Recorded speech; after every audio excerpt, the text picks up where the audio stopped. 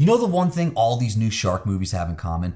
They reaffirm my belief that we will never get a better one than Jaws.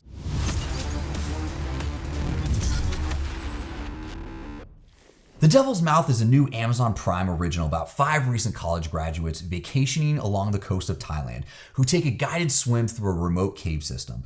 Unfortunately for them, a recent storm flooded parts of the caves with seawater, trapping a bull shark inside.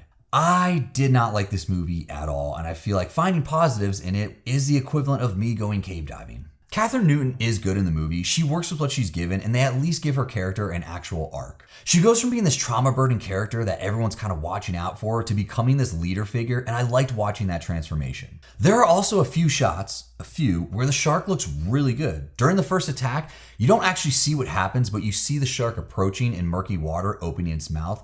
I literally paused the movie and thought, damn, if the shark looks like this the whole time, I'll be happy. It doesn't. There are some lingering camera shots that add an ominous tone, a few underwater sequences with a smidge of tension, and some cool visuals involving the cave structures. But there is absolutely nothing here we haven't seen before.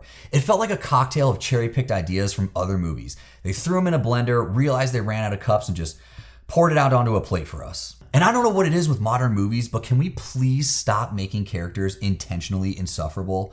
There's one character in this who is so unbelievably unlikable. They suck every ounce of joy that could have been had out of this movie. Honestly, the shark being trapped in a cave is more believable than anyone actually being friends with this person. Also, keep in mind, they go on this entire cave tour basically treading water. No boat, no scuba gear, one person has a life vest.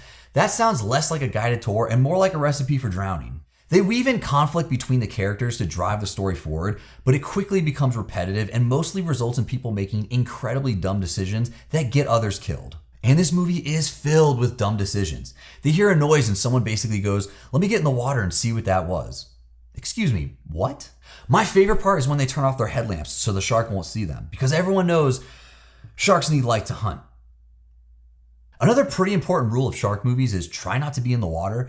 These people spend so much time in the water that you're wondering if the shark is even there or if it just clocks in whenever the script needs something dramatic to happen. I'm also pretty claustrophobic, and somehow a movie about people trapped inside flooded underwater caves never made me claustrophobic once. And remember when I said the shark looked good? Well, as the movie progresses, the shark looks progressively worse. There's a shot towards the end that actually made me laugh out loud. Look, were the bones here for a fun shark movie? Absolutely.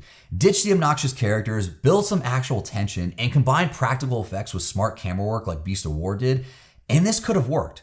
Instead, nearly every aspect fell flat for me, and by the end, I was just wishing the shark would come out of the TV and put me out of my fucking misery.